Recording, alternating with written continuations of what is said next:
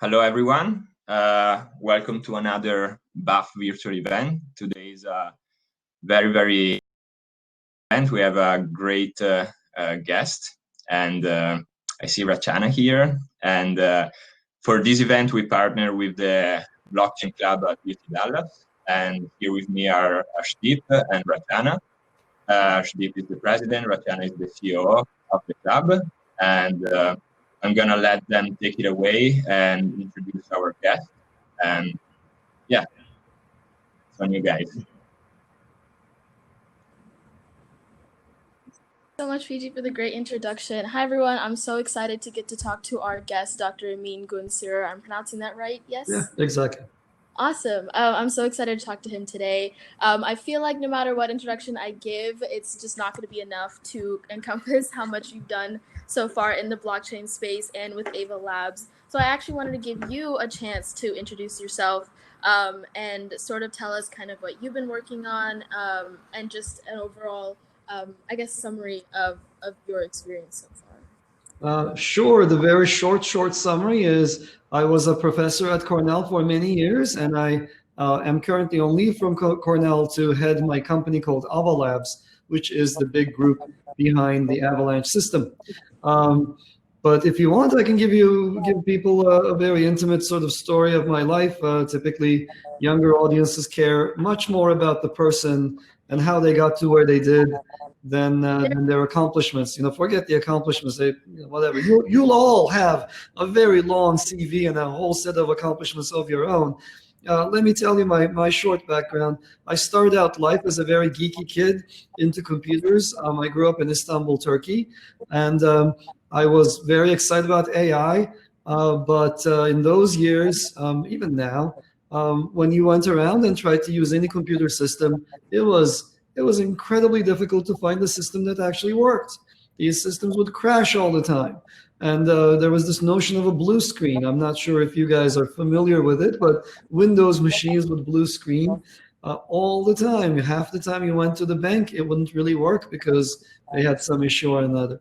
So I thought, hey, I want to build systems that are reliable, systems that work, systems that are alive for a very long time. And that's been an ongoing theme behind everything I did. So I went deep down into operating systems, which is the area of computer science that is as close to hardware as possible. And these are things that have to be super reliable. And so I did work on that when I was a graduate student in the 90s. And then I became a young professor at Cornell. And I was really excited about distributed systems, about, again, systems that are comprised of a whole bunch of people coming together and carrying out the task in unison. So these are really hard to coordinate. And one of the most exciting things at the time was file sharing. So, and at the time, again, a big problem was everyone wants to download files. Nobody wants to upload files. That's problematic. It bogs down your network connection. Why would you do it? If you can take things, why would you give them? So, this problem was a really big problem. Actually, it still is a very big problem in distributed systems. So I came up with my idea was, why don't I invent a new new currency? We didn't call them cryptocurrencies back then. A new form of money that everybody gets a little bit of, and then as you download files, you spend it, and as you upload files, people give it to you. So you have to be a good citizen if you want to continue participating in the system. So I built a system called Karma in 2002, and that is the first system I know that uses proof of work for minting coins, way before Bitcoin, way before Satoshi came along. And so I didn't continue that work. I was counseled that back then, it was just shortly after 9/11, older professors told me that, hey, this is interesting work, but if you do this, no one's going to fund you because everybody's worried about terrorist financing. So this could be used for that. And I was like, okay, you're right. So it's very well accepted among academics, but it wasn't the runaway success that Bitcoin was. Satoshi came along. I got excited about Satoshi's work. I looked into what he did. I saw the brilliance of it. Me and a postdoc working with me, Itay Eyal, also found the biggest known flaw in the Satoshi line of work, something known as selfish mining. And of course, when you find a flaw in people treat Satoshi as if he's God. When we unveiled this bug or this flaw, it's a fundamental flaw. I got death threats, I got attacks, and nobody wanted to believe us. And we were like, okay, it is what it is, no matter what you guys might say. It was a pretty stressful time. Everybody then funded an effort to discredit me, and every single one of those funded efforts have come back and said, well, we did all the simulations and everything they said is right. So it was kind of interesting, and science has a way of shining through. Anyhow, so that was good. So then I went from being hated to having to be invited to every crypto conference because what we did was kind of significant. Anyway, so I worked on a bunch of other things like security of coins at rest. I worked on centralization or decentralization, quantifying it. I worked on scaling blockchains, and most recently, in the last few years, I've been working on this brand new groundbreaking protocol called Avalanche, and I'm really excited about it. It's my short story. There it is. That's how I ended up here.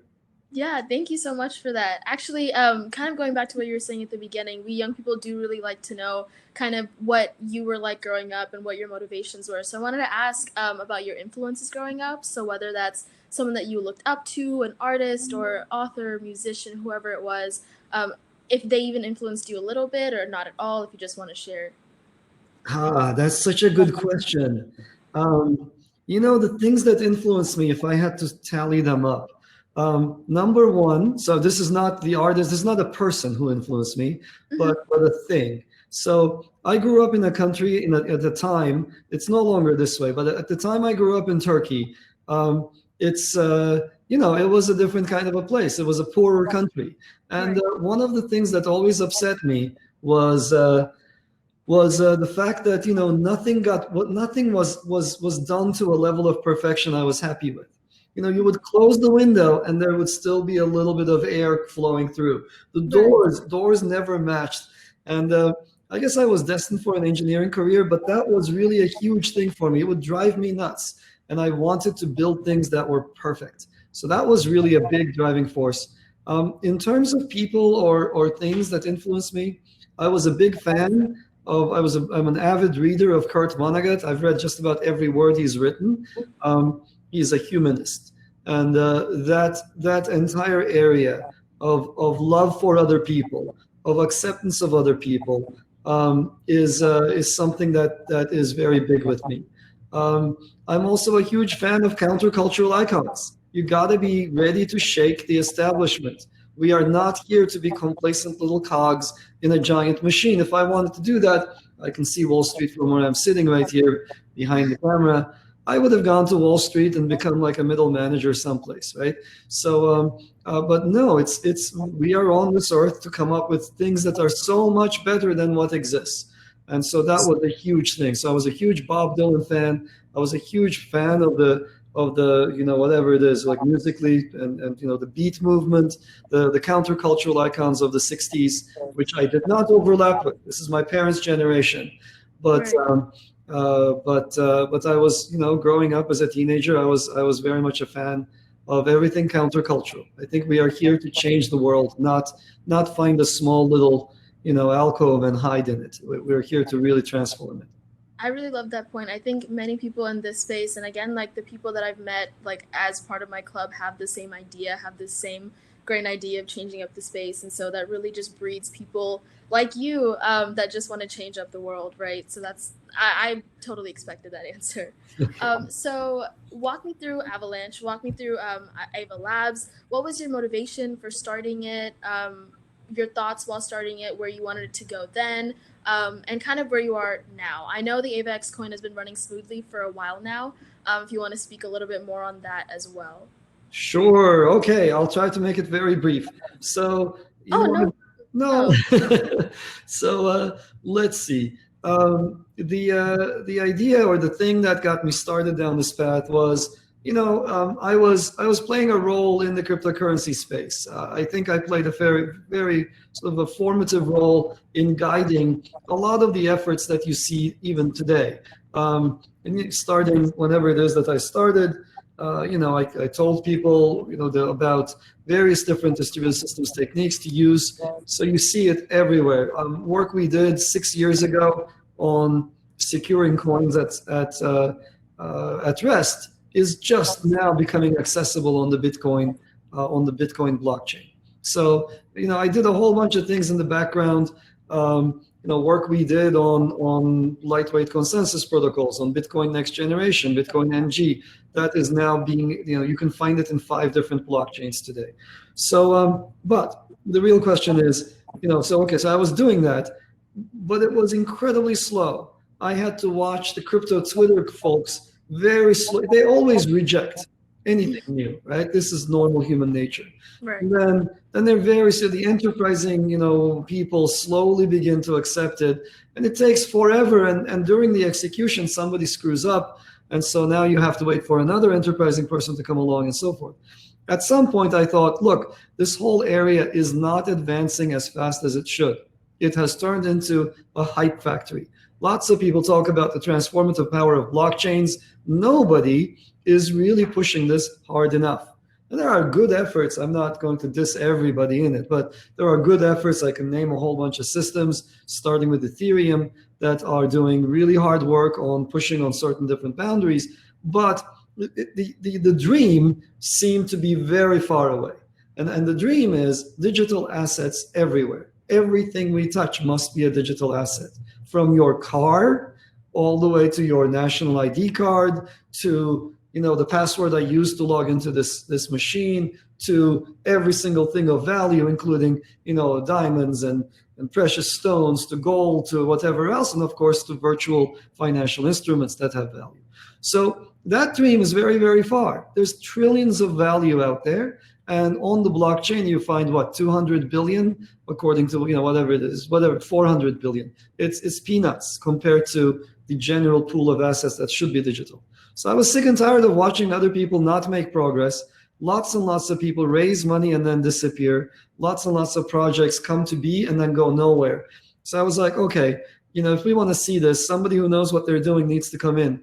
We need to bring in professionalism into the area. We need to bring in non-speculative instruments, non-Ponzi schemes, non-whatever else. And we need to revamp it. We need to show the world that blockchains are not just slow databases.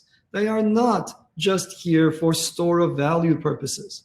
Now, you want a store of value, I can come up with, something that is that there is a very few of. That alone doesn't create value for us. There needs to be additional things around these things that give them their special status. So, I was, I thought, hey, let me step in. There was this Avalanche protocol that got dropped by an anonymous group.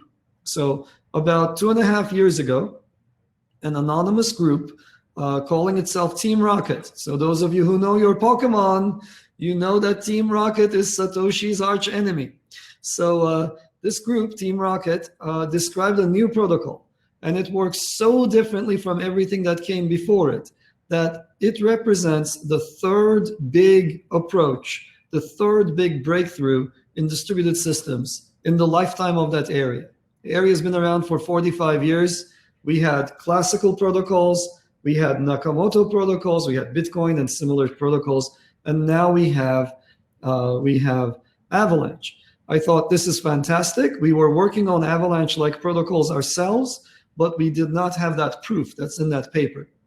As soon as I saw the proof, I thought, okay, this validates all of our simulations. This validates all of our gut feelings about why these protocols are so powerful. We now have mathematical proof that these systems are as strong as we think they are. I thought, okay, I'm going to do this. I'm going to make this a real thing. I'm going to build a community around it of people who know who know their technical background, and we're going to build an entirely new system that shows that digital assets can be traded very, very quickly with very little overhead. So that's how we started out. But since then, so let me just orient your listeners, I guess. Avalanche has been out for I guess 5 weeks. We unveiled our mainnet only about a month and a half ago. So it's very, very, very new. So many of you may not have even heard of Avalanche. So if this is the first time you're hearing it, you're not alone. It's one of the earliest phases of our system. It is by far the system with the largest number of breakthroughs. I'm happy to describe what they are, but it's not just the consensus protocol, but there's a whole bunch of other things that are innovative about it. And we are pushing it really hard. I'm excited about what we have out, of course, but I'm much more excited about the things we have in the pipeline because we have so many of them. And I'm looking forward to a year of announcement after announcement of new technologies based on blockchains. We've barely scratched the surface. Look at what we do. You know, people create tokens and then other people trade them. And that we're not going to go anywhere like that. That's just not, I mean, that's fine, but I'm not here to make speculative instruments. That's not interesting to me. It's just not, I have no interest in that. But I'm here to build things that work, things that actually live up to the vision that many other people allude to. They allude to it, then they give you this thing that doesn't work. Now I can actually build something that actually does accomplish that dream. So that's what I'm excited about. I see that people are asking really good questions on the side here. Shall we just kind of take a look at them? Yeah, So I mean, if you, we'll get into them after after our chat. Yeah. Okay. So that's Yeah. good. Anytime Ready you guys guide me. Yeah. Yeah, No, no, we're thank- just gonna definitely let people put in their questions, and in the last 20 minutes, we'll try to get them to you. Perfect. Yeah. So looking for the future, in the next 5 years, what are your big goals for Avalanche? What do you see happening? What do I see happening? Lots and lots and lots. Okay, so I think with Avalanche, the way it is right now, we have already proven one of the biggest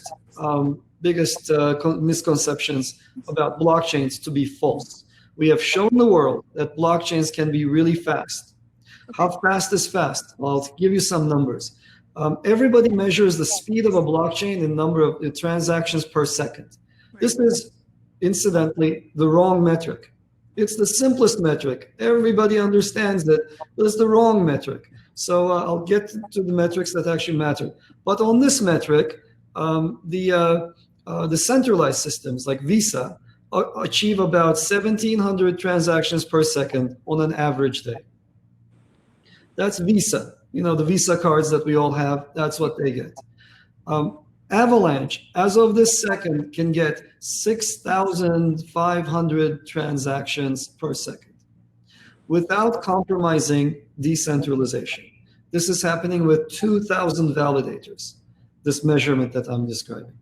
So it's possible to build an incredibly decentralized system that is capable of outperforming Visa by a factor of 3. Now, okay, let's just be clear. Visa can handle much bigger spikes. It can spike up to 50,000 transactions per second. Avalanche cannot. So we cannot do those peaks. But on an average day, we are 3 times faster than Visa without compromising decentralization. That's an amazing claim. I never thought I would live to see the day, let alone be the person telling the world, hey, this is doable, we just did it. So that's pretty cool. Let me give you other metrics that are even more important that nobody understands the importance of. The finality is really crucial. So when you do suppose Arsh and I are about to trade something and I pay him in Bitcoin, he can't let me go. Suppose he's gonna give me a book, I'll pay him in Bitcoin. He can't really let me go until an hour has elapsed. The time to finality for Nakamoto consensus is very, very long. So for Bitcoin, it's an hour. So for Avalanche, we say publicly 1 second.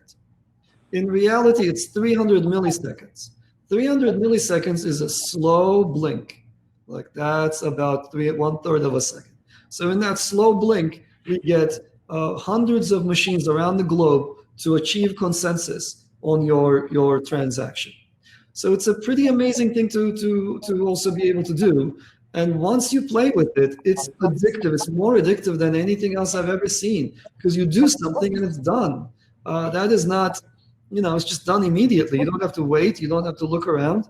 And it's secure. It's immutable after that. So for Ethereum, you have to wait again on the order of many, many, many dozens of minutes for it to be immutable. Even if you take just one confirmation, it takes 15 seconds. And the difference between 1/3 of a second and 15 seconds is an eternity. If you press a web button and you have to wait 15 seconds, I don't. I close that tab. I say this isn't working. So I think those two metrics matter very much. The third metric that matters a lot is decentralization. Anybody can improve these numbers. Lots of people come up with false claims in this area. There are many different ways of lying about these numbers or boosting them at some other expense. And the simplest one is you centralize your system. You put everything on the same laptop, you do some measurements, and then you can announce 1 million transactions per second. It's not hard, it's just stupid. It marks you as somebody who doesn't know what they're talking about. So let's see. One of the most important metrics for Avalanche is the number of participants. Even right now, there are 600 validators on the network who participate in every decision. It's like being a senator in the Senate. It's not like being a scribe on the side checking things. You are actively participating in the actual decisions to be made.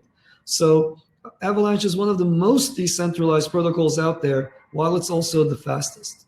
So it's a very nice situation to be in. I can go on like this for a long time. I shouldn't. So let me get back to the main point. So this is very exciting. I think you were asking me, where do I see us? So I see us as having displaced the backends of many of world's financial institutions. Every single Wall Street bank, and I'm staring at them every day, just eyeing them saying, I'm going to get you one day. Every single one of them should be using a blockchain on its backend. Even if it's not Avalanche, I don't really care, actually. As long as the space is moving forward, that's fine. But if they have any brains at all, they will pick the best platform. And I think we have a shot at being that platform. So I want to be, we need to be blockchain as a community. We need to be revamping the world's financial infrastructure. We need to open it up to more players. It's just incredibly siloed. Just imagine, I think a lot of you probably trade on Robinhood. At least you've heard of Robinhood, right? And so that's fine and all, but Robinhood is a vertical, right? They mediate your access to what's on the back end, the assets. A lot of the older generation, they go through Charles Schwab, right? What is Charles Schwab? It's a guy that, there's always a smiling, grinning guy, well, maybe not always a guy, but at least every single one of them I've been to. There's a look, there's a Charles Schwab entry person look, and they give you that firm handshake. And why do they have to do it? It almost crushes your hand, by the way. They have to do it to convey that feeling of trust. You're going to trust them with your money. And I think we need to be just breaking down these trusted entities. They have shown time and time again that they don't deserve our trust. There's always a scandal on Wall Street. It surfaces like every 6 months, something new comes up. Every 3 years, there's a huge scandal. Right? I mean, I don't need to go into I'm happy to go into the details of the Dole shares that they lost track of how many shares they had to trade. Like the most basic stuff, the current system is unable to maintain. So there are real terrible disasters, and we can just completely undo it. So I want to be in a business where I have replaced with trustless equivalents all of the functionality that is currently provided to us by stovepiped, vertically integrated, exclusionary financial infrastructure that we have today. Especially this is not only the asset creation. This is not just layer ones. Of course, I want to be in that. I want to be the foremost coin in that space. If somebody wants to digitize and put something on a blockchain, they should be doing that on Avalanche. That is obviously, that's clear. But in addition, the exchanges of the world are all trustful. NASDAQ is a trusted exchange. And do you think that there isn't an insider at NASDAQ who on occasion calls up somebody else and says, hey, Elon Musk just did this and that on this exchange? There have to be. Mm-hmm. Right? Just be given the sheer number of trusted people, given the sheer number of people who have access to our financial records. It's just one of the next disasters, next scandals waiting to happen. I mean, but there have been other ones of this kind in the past before. So I want to replace exchanges with trustworthy, trustless exchanges. Exchanges where you don't have to trust them for their correct operation. Exchanges whose correct operation you can verify, so that you know that your trades will get the best execution. You know that there is no insider on the inside leaking out your information to other people. You know no one's front running you. You know that nobody is going stop loss hunting when you're trading with leverage. I can get into all of these, what these mean if people want to, but there's a lot of potential malfeasance in the world, if not actual malfeasance. And we have the capacity to uproot all of it and replace it with something much, much better. So that's two. The third one is there are lots of new assets to be invented, and I want to enable other people to invent them and issue them on blockchains. That's my goal for the next 5 years. That's amazing for the next 5 years. A lot of people would say that, again, to bring blockchain into this sort of financial space and disrupt it, it's not possible to go after these already set in stone institutions, but to actually incorporate them into newer upcoming institutions, right? Because it is the younger generation that believes in blockchain, and maybe these older institutions obviously would not be motivated to go for them because they know that they're they're going to be accounted for. They're going to be held accountable for their actions, right? And so again, there's that selfish idea that comes in. So, I mean, do you agree with that? What are your thoughts on that? So first of all, great question. First of all, I would say that we always have to dream big, right? Especially the younger you are, the bigger the dreams ought to be. And every now and then I think about my karma experience.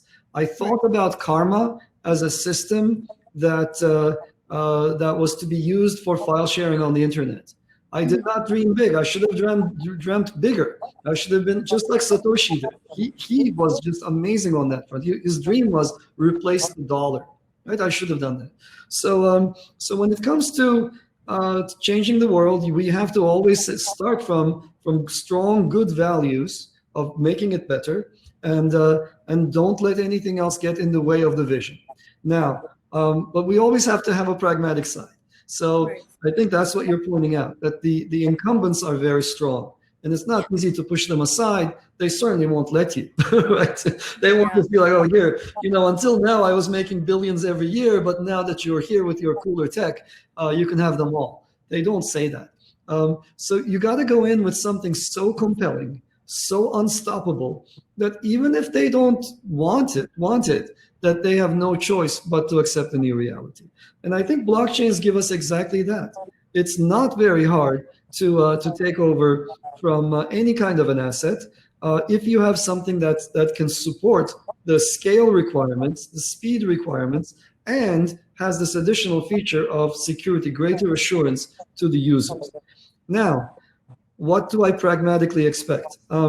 I think you are 1000% right that, for example, equities trading, trading of stock certificates, this is a very well-established area. People make many, many, many billions off of it. And going into it and saying, hey, I'm going to digitize stocks and we're going to trade them on the blockchain, that's not the world's easiest thing to do. And people will throw regulatory hurdles at you every day, constantly. And so it's going to be very difficult. So when, until a few years ago, I thought that that there would be a day when we would slowly gain ground, and then suddenly things would switch, and then all of the stocks would be converted to their blockchain equivalents. I don't think that's going to happen. Now that I've seen the inside, I don't think that there's going to be these watershed events when an industry just suddenly flips.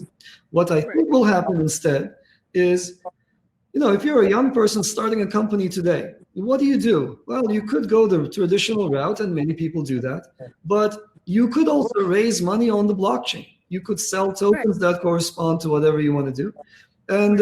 And so give this enough time, there will be so much value raised in this fashion that the traditional area, the traditional finance area, is going to be left to the side. This will grow and grow and grow, Right. And at that point, it will be inevitable to convert the old legacy world into the new one, to carry it over.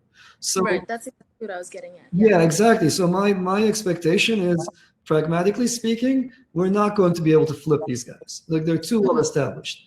But there are many other assets that are not in digital form, around which there hasn't been this ossified industry formed. So income sharing agreements, for example, or students who want, you want to go to grad school in, you want to become a doctor, you want to go to medical school. Well, why not sell some sliver of your future income using a standardized ISA, income sharing agreement, and collect money today for your studies? I think this is eminently doable, and it's something that we can and should do. And there is no incumbent. Somebody should just do this, issue the coins on Avalanche, of course, where we can support the volume required. So these will come up, and they will be transformative, and they'll bring other people in. They'll bring normal people into this blockchain space, and the area will grow, organically. Definitely. Thank you so much for the insight on that. Just looking at time now, I'm going to give time to Arsh to go into sort of consensus protocols, as this is the history of consensus algorithms talk. So he'll ask a couple questions on that, and then we can get into audience questions and any other questions that you wanted to answer. Sure. So sounds good. Sure. Thank you, Rashna. We just talked about. Can you hear me? Am I audible? Yes. Okay, great. There was a lag. Yeah. Okay. Yeah. You just talked about how these incumbents, Bitcoin, Ethereum, are too big to, kind of take over from. But from the technical standpoint, of course, they use the proof of work consensus algorithm to ensure the security on their platforms, on their network. And I noticed that Avalanche uses a proof of stake. Can you shed some light on that why exactly the shift from a well-established protocol? Sure. So first of all, let me just make sure that I'm clear about one thing. I do think it's hard to take over from incumbents on Wall Street, especially when it comes to established assets like stocks and bonds and so forth. I do not think it's hard for the blockchain area for a new modern protocol to outdo others. So Bitcoin is a wonderful protocol, and it does what it does, fine. And there are many other contestants in that space. So that's one. Two, we are not one of the contestants in that space. My goal is not to become a replacement for Bitcoin. Bitcoin does what it does. It's a coin that you cannot use to buy your everyday items, at least not yet.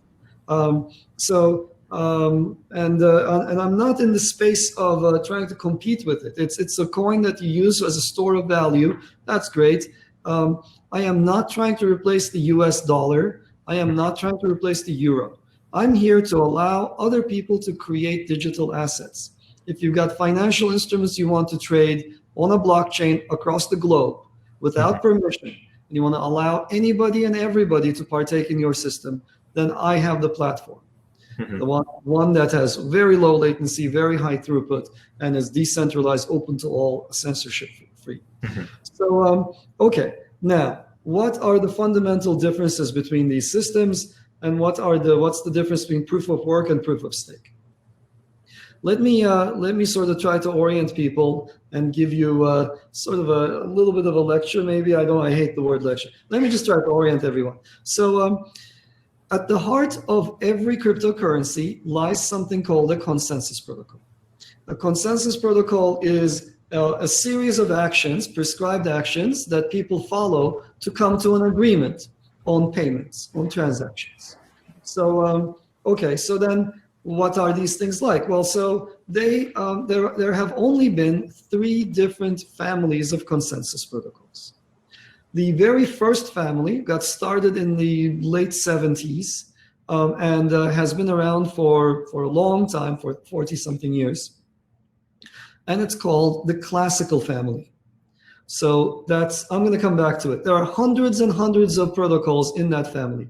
All of those protocols, the classical protocols, resemble voting in a Senate, except nobody trusts anybody else So you can't have a Senate leader collect the votes. So you have to individually collect your own votes from every other member of the Senate. And we have to be very careful about who's in the Senate building, because you don't want somebody, I don't want Arsh coming in with Arsh 1, Arsh 2, and having a bazillion copies of himself and juicing up the voting process. So there is this classical protocols that help you tally the votes. And they all work approximately in the same fashion, which is, as a participant in this system, you collect votes from everybody else who you deem your peer. So there's a set of nodes that implement a system, implement a coin, and every participant checks with every other participant saying, I just saw Rachana pay Arsh. Did she? You agree? Okay, well then if there's enough of a quorum, then Rachana, we're going to deduct $5 from you. Arsh, we're going to give you $5. So that's the process that you see. And because everybody has to vet and has to collect votes from everybody else, these systems do not scale. So anyway, I'll come back to this. So these are classical protocols. Satoshi knew about classical protocols. He knew all about them, and he wrote extensively about them. And he said, look, these things are very fragile, and they're not conducive to open operations. Imagine a Senate where at any time somebody leaves and somebody comes, I can close my laptop and drop out of the Senate in the middle of the vote. Rachana can just show up at any time, disappear at any time. These protocols, they're very fragile. They can break apart very easily. So he said, look, I'm not going to do this. I'm going to use a different system. And his protocol is properly based on something called longest chain. Okay, so what he said is we're going to create a very long chain of decisions. And this chain, it's going to be protected by something called proof of work. So to participate, you need to solve what's called a crypto puzzle, so that we add authenticated, untamperable pages to a giant book of decisions. So I say something like, hey guys, I worked really hard, I solved the crypto puzzle, and I get to add a page to the big book of the Senate, and in it says Rachana -5, Arsh +5. Okay, so that's your typical blockchain protocol based on proof of work, but really deep down, it's the longest book. Now, of course, if I want to cheat, I can come up with another book, but I won't be able to assemble as thick a book, because if everybody is extending the big book and I on my own try to write another one, I won't be able to solve as many puzzles. That's really the crux of it. So I kind of try to reduce a very long lecture on proof of work protocols into 5 minutes, and I hope that made some sense to people. So these are all fine and dandy. There's nothing wrong with them. But actually, there's a lot that's wrong with them. So let's go through them now. So what's happening even as we speak? People are looking at the proof of work protocols, and they're saying, look, these protocols are fine, but they take forever. Why? Because the last pages of the protocol are subject to reorganization, right? So just as I'm adding the last page, Rachana could be adding a different last page, and we get to fight over whose page is the authenticated, is the official one. And so you can't just take something as gospel just because it appears at the end of the book. You have to wait for it to be buried inside the book. You have to wait for other people to add additional pages afterwards. That's why proof of work protocols take forever. That's why, as I alluded to before, Bitcoin takes an hour for finalization. So that's one problem.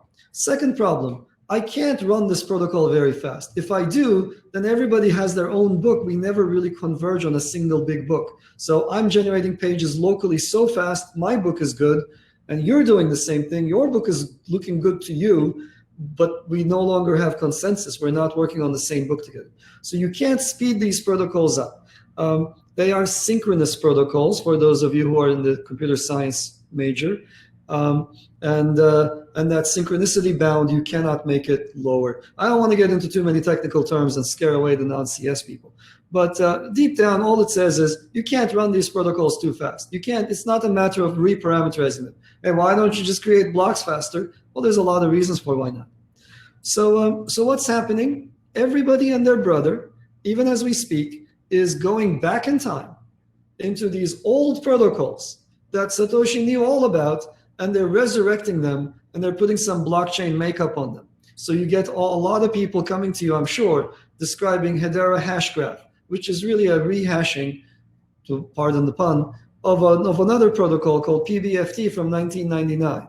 You're getting a whole bunch of other protocols, the IOTAs of the world, etc., that are compromising decentralization. So there's a lot of effort trying to resurrect these classical protocols. And the fastest of these, the best of those protocols, is something called hot stuff. It was designed by my graduate student. I sent him to San Francisco for a summer.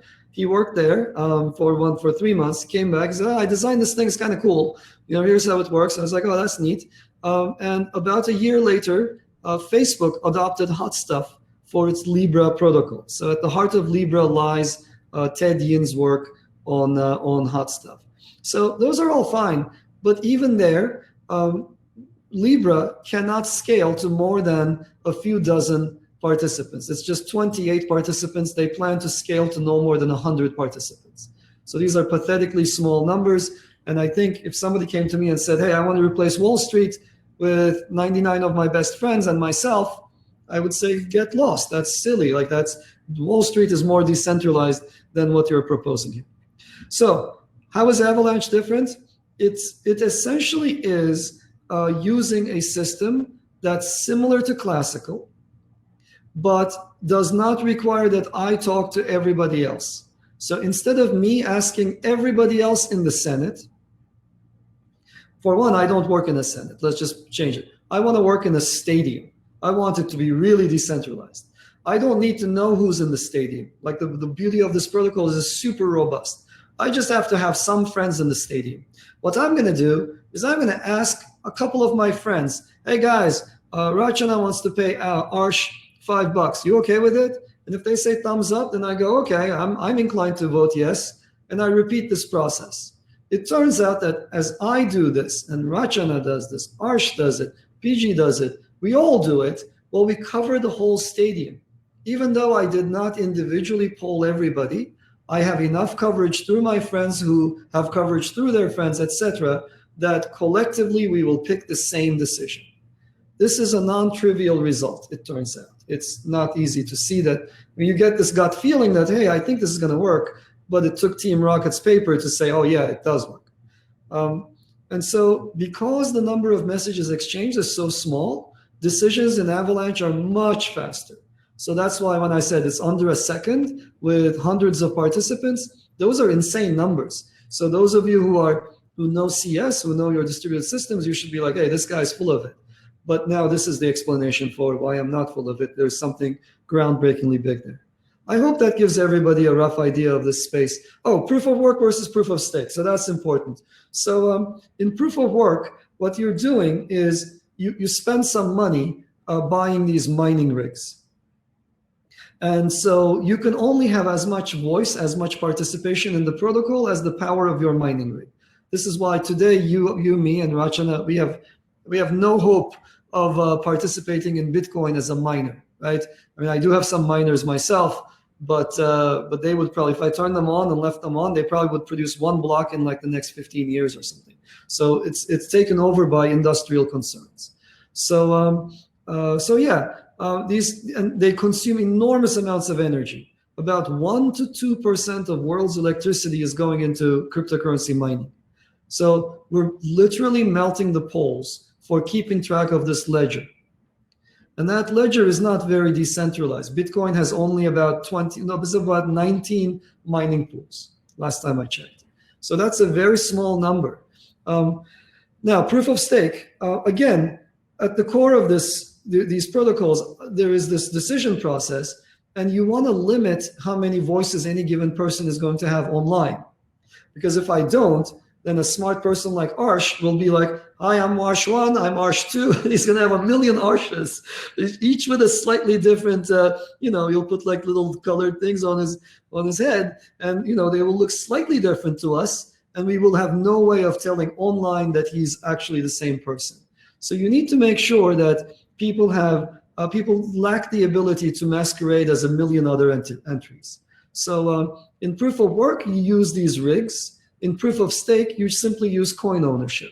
So Arsh has to acquire some coins to have some voice. And if he wants to pretend to be 1 million Arshes, well, he's going to have to acquire 1 million as many coins which is 1,000,000 times more expensive. So now he's not going to be able to just arbitrarily make up identities. So that's really the idea. The two are isomorphic.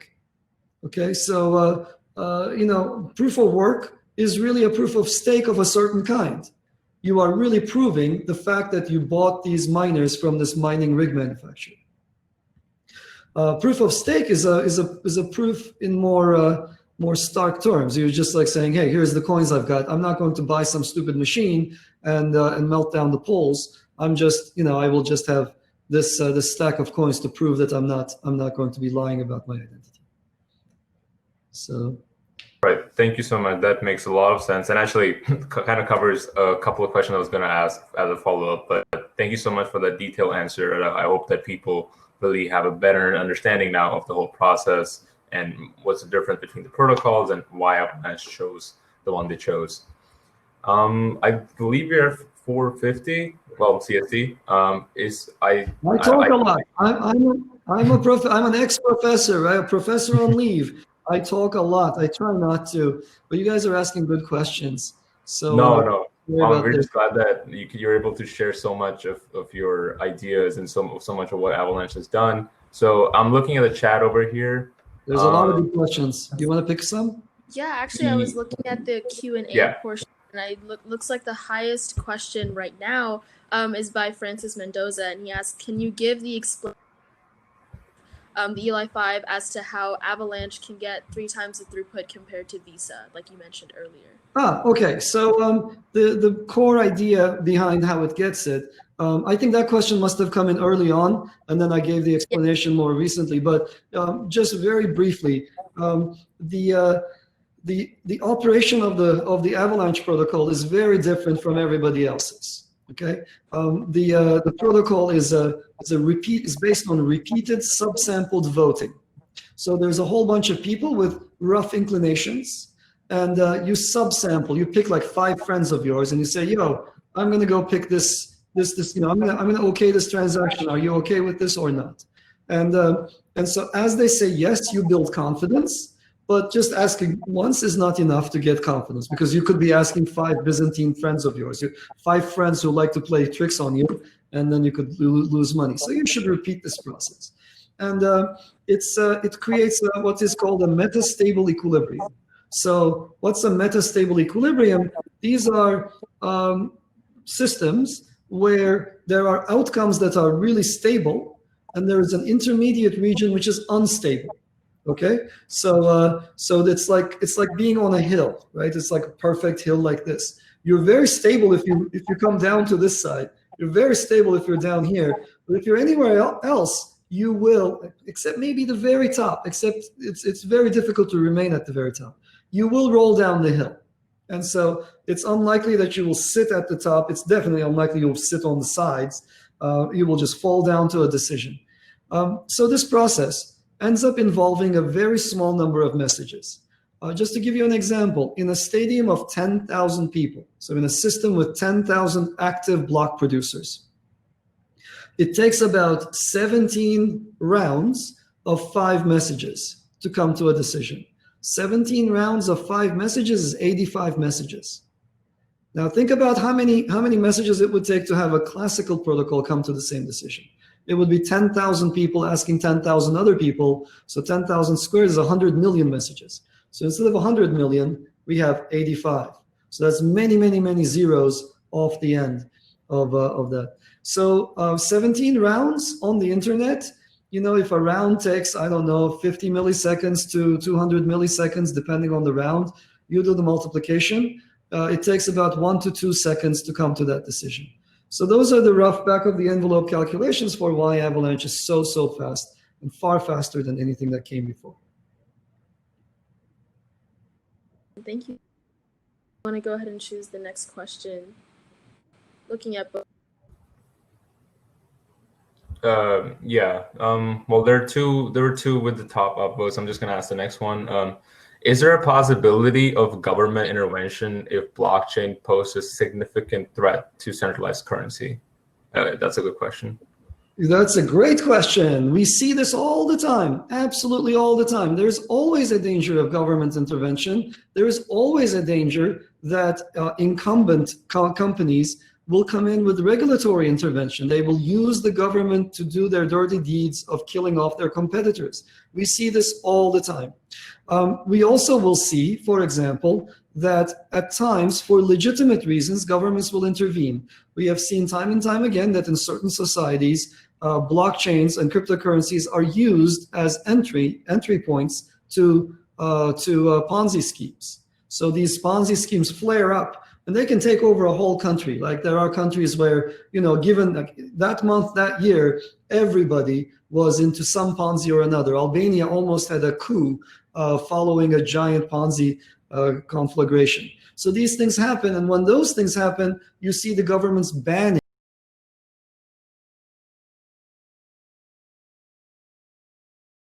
I think we lost him. We can give him a couple minutes. Yeah.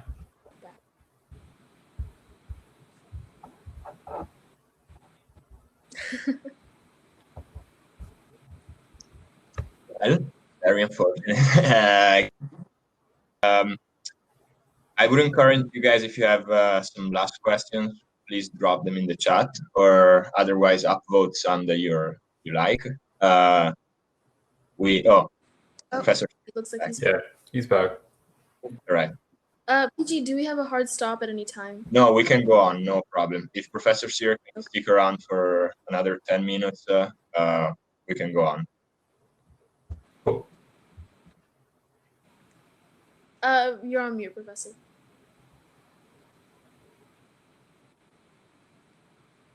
Not quite yet.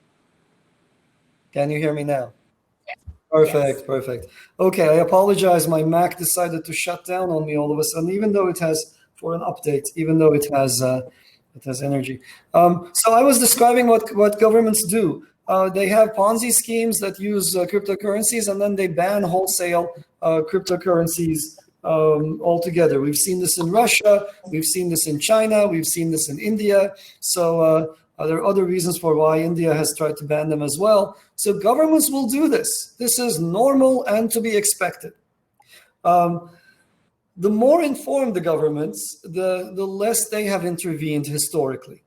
And I'm really proud of the fact that I briefed a large number of politicos to exercise a light touch when it comes to cryptocurrencies. And we haven't seen any embarrassing essentially policy missteps inside the US. I'm proud of that. I've also interacted a little bit with European politicians as well and briefed them. At the bottom line of this, these things are unstoppable, right? The adoption curve is always to the right and up. And even if your government bans it, there are a gazillion other ways of getting to these systems. They are unstoppable. That's one of the things that makes them so compelling from a technical perspective. So I fully expect that China will reverse its course on cryptocurrency, on certain cryptocurrencies. You see Japan trying to ban privacy coins. You see India take a flip and flop approach, which I called many, many years ago. I said they will actually, ban and then unban and then reban and then unban again and repeat and cycle this. And that's exactly what has happened. That's normal.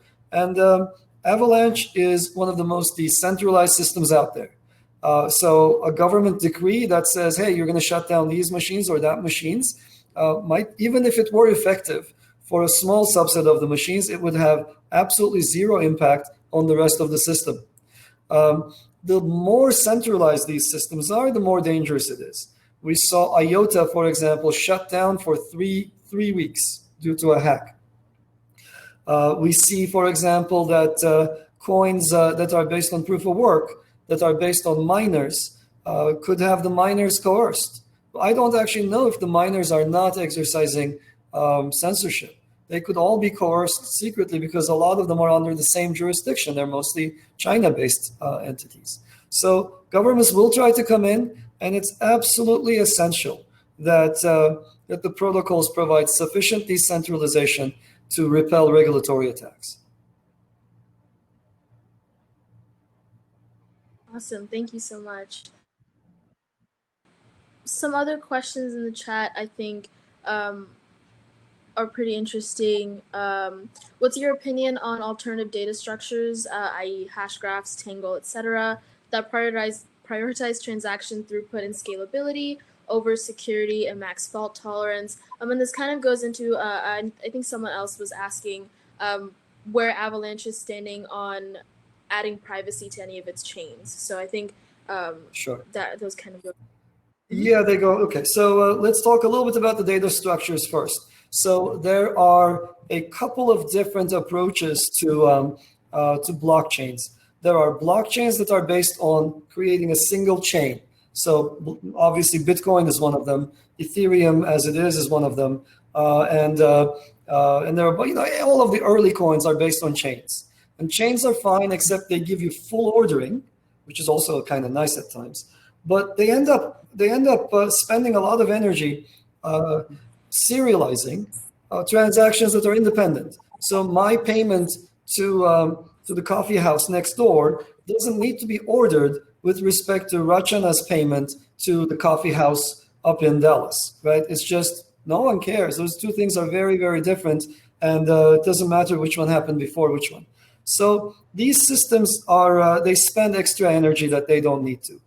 Almost all of the new coming systems are based on a different, a richer data structure, typically based around directed acyclic graphs. So instead of a single chain, imagine that you have a much more complicated graph that says, I paid somebody over here, A paid B, while C paid D. Those two things are independent and concurrent. We can't even say one happened before the other. They happened at the same time. So Hedera hash graph that it uses, Hedera hash graphs protocol is a fine protocol because it's based on the 1999 paper called PBFT, except it's strictly slower than PBFT. They essentially reinvented. I apologize for this. They reinvented something that already existed, just from scratch. And during that reinvention made it take extra long. So that's the Hedera hashgraph approach. They could have just used PBFT. It's also less dynamic. It's very hard to add a new node in Hedera hashgraph, at least at the protocol level. And that's why you see that it's not very decentralized. It's not something that could support, let's say, millions of participants. You cannot have millions of parallel hash graphs tangled up with each other. So I'm happy to go into a one-by-one comparison with any protocol that I know of, whose operation I understand. But there is generally a trend towards protocols that build graph-like structures, because graphs can be built much faster, because I can extend the edge of a graph, one edge of a graph, while other people are extending other edges of the same graph. So when it comes to privacy, that's a slightly different set of concerns. And there, the idea is, in almost all of these blockchains, the transactions reveal who's paying who. Alice pays Bob, Bob pays Charlie, etc. And we are now beginning to see technologies for hiding that are really, really fast. When Zcash first came out, it was really, really difficult to create a transaction. It took a long time. Those cryptographic methods have improved, where it takes less than a second to issue those transactions and achieve full financial privacy. This is really important, because if Arsh is working for me and I give him his monthly salary, well, he would very much like me to not see where he spends his money, right? This is the fundamental, basic, I think, privacy right for human beings. Financial privacy is crucial. So I love privacy coins. Avalanche is not one of them.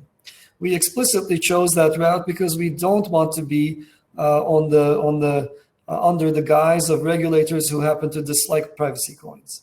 So we provide the exact same level of service as Bitcoin and Ethereum combined. We do not have a privacy solution right now, but I happen to love them. And going forward, we're going to be introducing new technologies for adding privacy on top of Avalanche. Not at layer one, but on top. So that allows us to decouple the regulatory burden to a different layer. Okay, awesome. Let's see. I'm just gonna ask you how much time you have left. It's the end of a day for me. I love talking to young people. This is what I do. It's what I did as a professor for 20-something years. You guys must be bored out of your minds because you're all studying from home. It's got to be really difficult. So you know what? I'm here for you. You want to talk? I'm here. Yeah, I mean, people are still asking questions in the chat. I think this is pretty interesting. Alex Diefenbach, I hope I pronounced that right. Do you think Bitcoin is more capitalistic or communistic? Bitcoin is as anarcho-capitalistic as it comes. One thing about the Bitcoin community and how it came about, there's some interesting anecdotes. One of the very early developers that worked on Bitcoin went to New Hampshire and it's kind of interesting. There are areas of New Hampshire where people live in these like essentially hamlets. And these are people who, for one reason or another, have been cut off from the regular normal financial system. They either ideologically don't believe in the United States, or there is some reason for why they can't open a bank account. But they are like, these are staunch libertarians. And they normally used to use gold and silver sheets. So you would cut off, some gold sheets and silver for payments. So you would cut off a portion of a gold sheet and make a payment to each other. And so they came into Bitcoin very early. One of the developers said, hey, you guys are doing this. You're unbanked in a first world country. You have to use precious metals for payment. This is kind of weird. Check out this technology. And they all said, whoa, this is so cool. I can pay with my phone and with none of this gold crap, none of this silver thing that stains my hands and I have to polish every now and then. So that was why there was this huge influx of libertarians and anarcho-capitalists. These are people who are staunchly individualistic and very extremely libertarian. So that's the background, the political background of Bitcoin. That community is also incredibly right-wing. Now, if I say this, I'm going to get a bunch of people to hate on me, but it's just a fact. Just tally it up. Look at the results. Look at the thought leaders, and look at the kinds of things they say. So some of the people who are revered in the Bitcoin community have said things that are beyond the pale, I would say. They have retweeted tweets that are beyond the pale for at least my sensibilities. So that's sort of what has happened on that front. It is what it is. There is not an ounce of communistic or even any kind of, I would say, humanistic understanding on that side. I would say that everybody's primary concern is taking down the state. And there is much room for other people in this space. Cryptocurrencies don't appeal to normal folks. Like, you look at the Bitcoin forums, it comes with a set of beliefs, right? And this staunch individualism, I can relate to that to a large degree. Financial independence, I can relate to that. Taking down the establishment, definitely. That's what we're here for. The establishment does not work for the common man. But also some craziness, like carnivorism, like the paleo diet is a staple. And there are people who are, putting up pictures of raw foods that they're eating, raw meat that they're eating. And it's kind of weird. It becomes so weird that it becomes its own parody. And as a person with a career and a reputation, I was often, and you ask, why did I get into this space? I would kind of cringe routinely. And, I'd be giving a talk at the National Academy of Science about cryptocurrencies. And if you Google them or whatever, you see these crazy people saying crazy things like, down with the US, let's take down all the states. Sure, I'm happy to contemplate what it would be like to not have a government, but maybe, just maybe, that's not a good starting point. So we need to come up with things that work for people. And that's one of the things that actually really differentiates Avalanche from everybody else. We are far, far to the left of the craziness that's here's the normal political spectrum. It's this big. All 6,000 coins are right here. I think we're over here someplace. So we have a humanistic bent. I have always said that blockchains they make sense only if they empower normal people. We are not at the mercy of algorithms. Code is not law.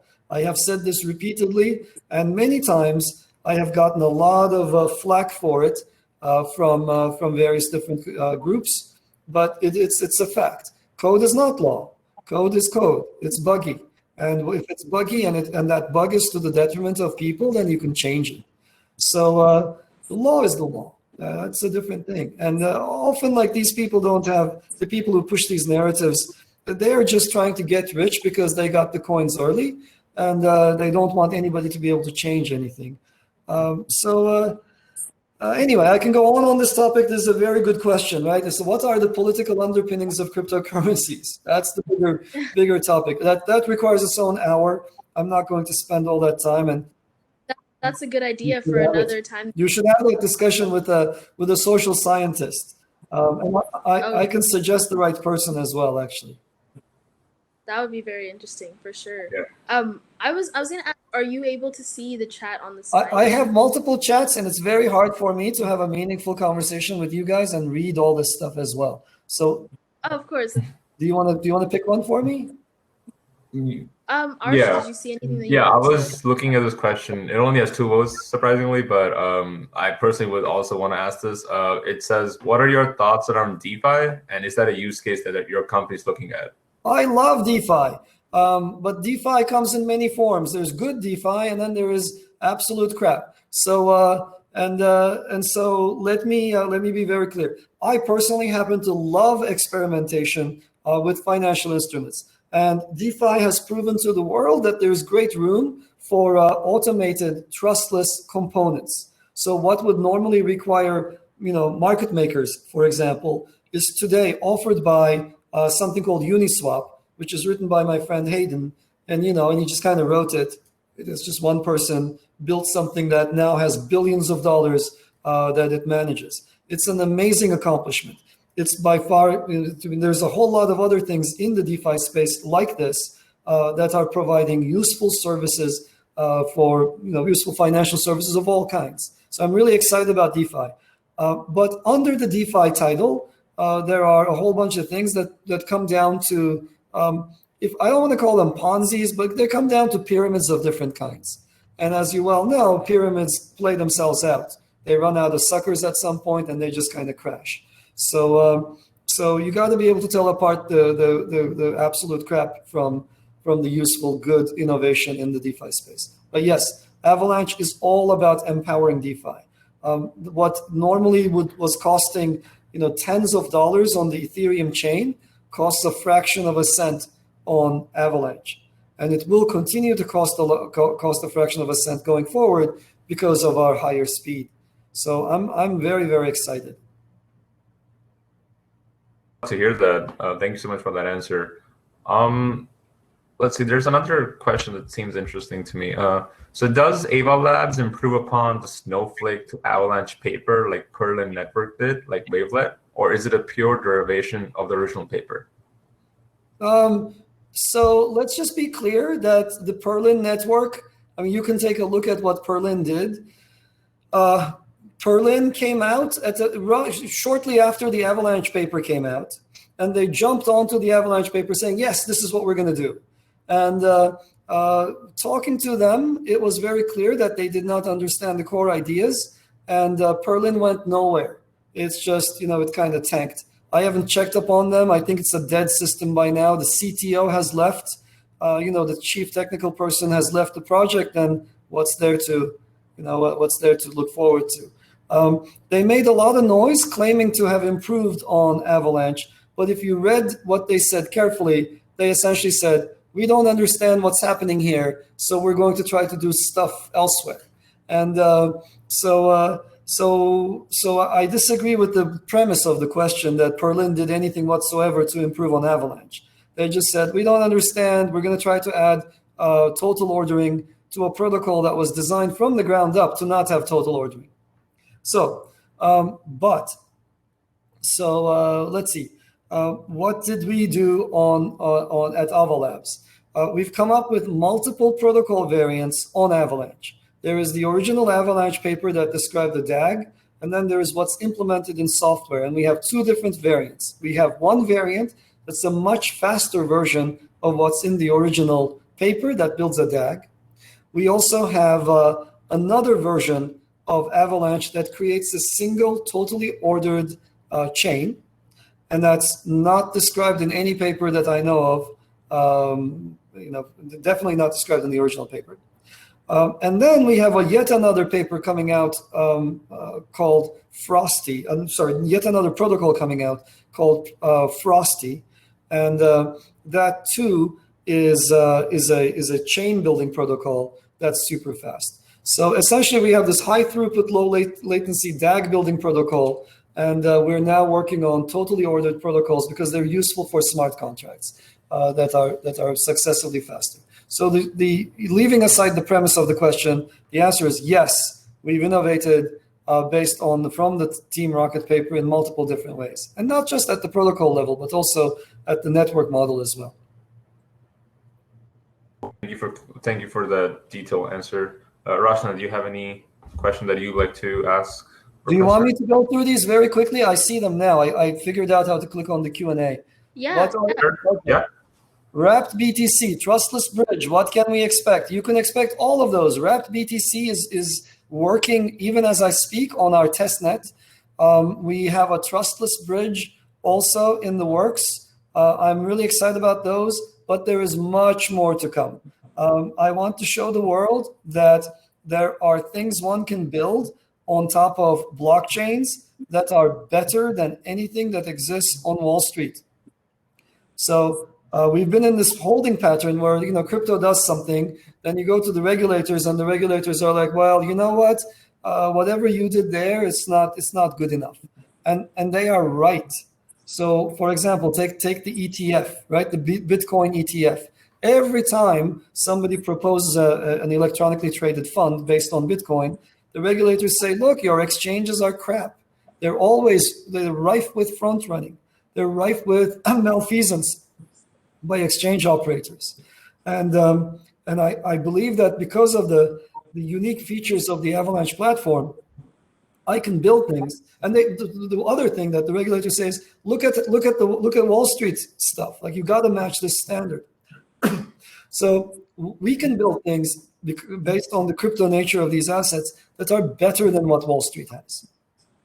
And that's what I'm really looking forward to. And not only that, but also on the business side, I want to come up with new innovative assets that nobody has thought about and issue them on Avalanche.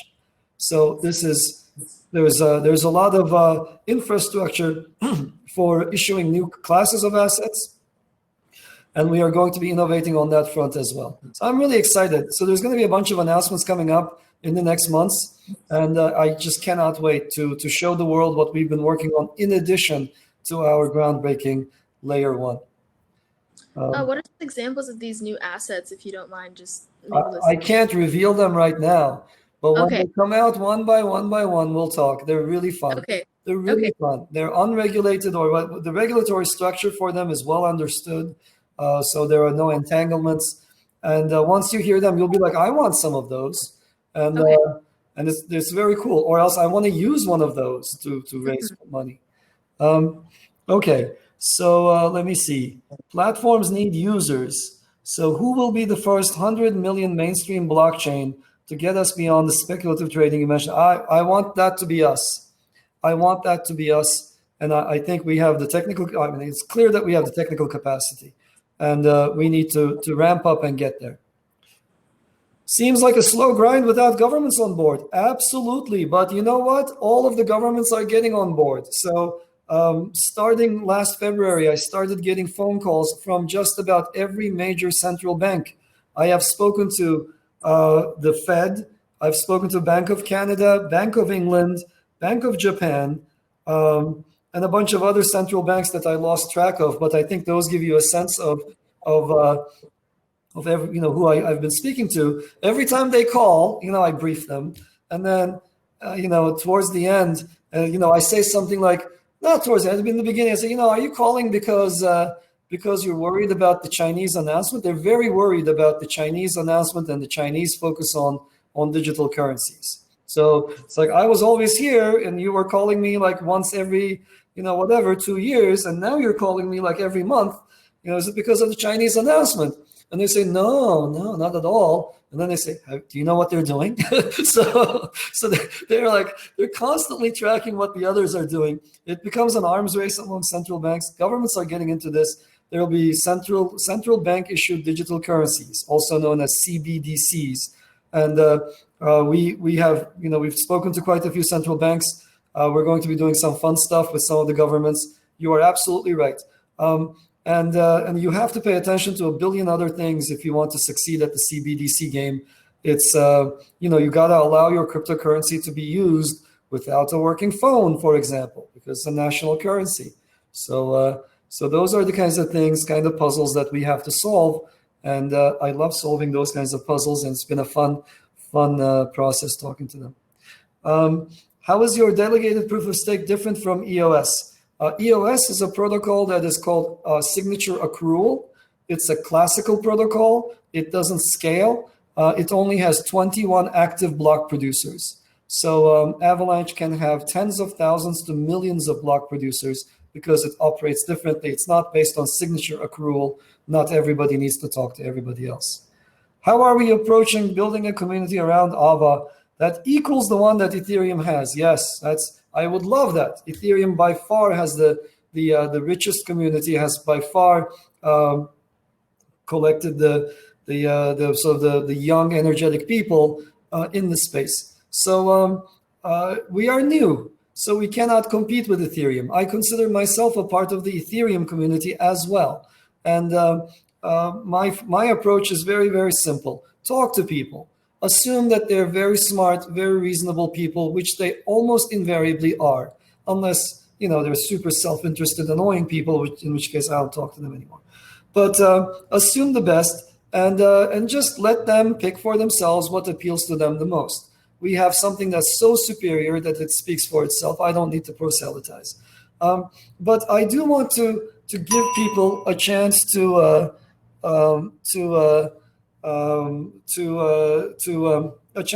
experiment with our system. So there are a bunch of things we're doing. We're giving grants to people to build on our C chain. We are talking to developers to port their smart contracts from Ethereum to Avalanche, where they operate faster, cheaper. We are, trying to offer them a better, fun environment with very smart people who know what they're doing. I think that's a big differentiation point for us from almost every other coin. In that it's a positive, nice community that we have so far. I hope it will remain that way. And we're not, I'm not an Avalanche maximalist. I don't like maximalism. And it's a positive, supportive community. Come join us. We're nice people. And we have cool technical ideas.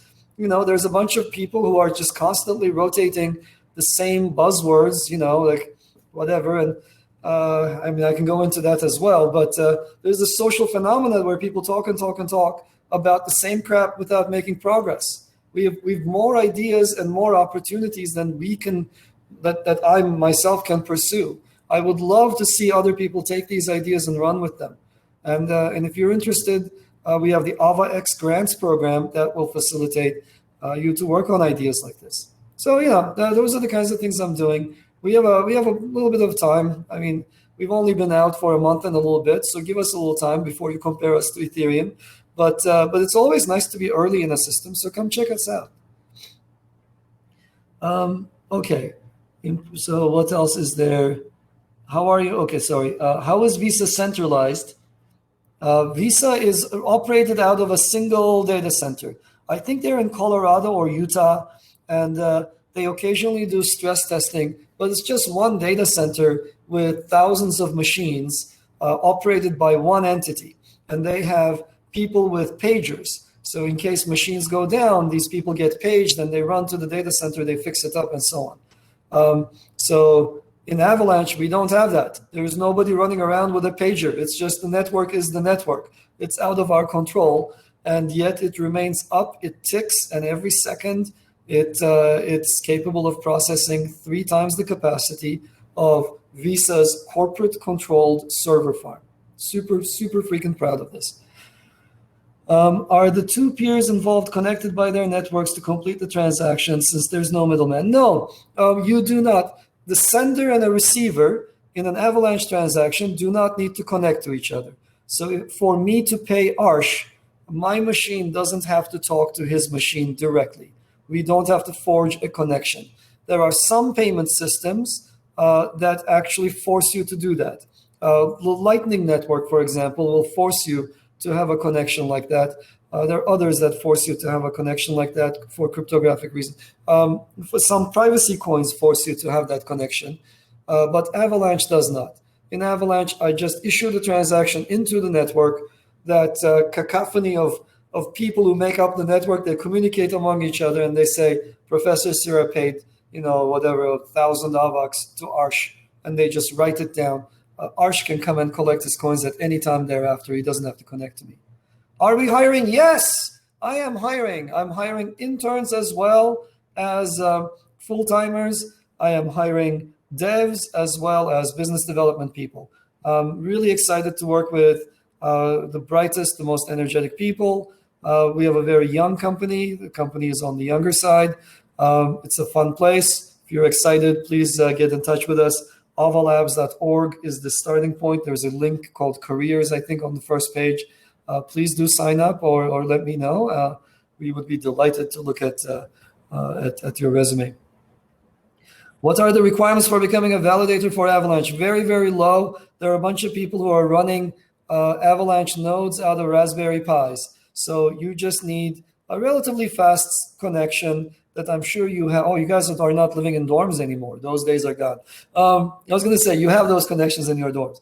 But if you have a regular, if you're not in some really remote location, you have the requisite bandwidth, and any old laptop will do.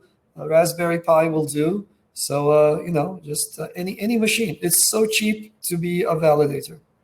Oh, you do need some coins. I think the current number of required coins is about 1,000 AVAX or something like that. What are your thoughts around DeFi? I think I answered that. Thoughts on how we might approach my goal of trustless exchanges when dealing with fiat and identity on-ramps. Very good question. Very good question. I want to take about a year to answer it, and I want to show you. So it's that good a question. I can wave my hands right here, but trust me that there exist cryptographic protocols that are good enough to satisfy regulators. I should back up.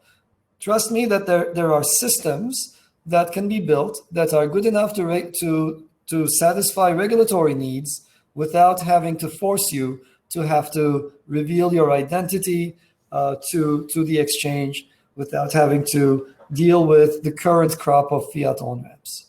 So I'll leave it at that. I'm excited about our announcements to come about the things we're going to unveil.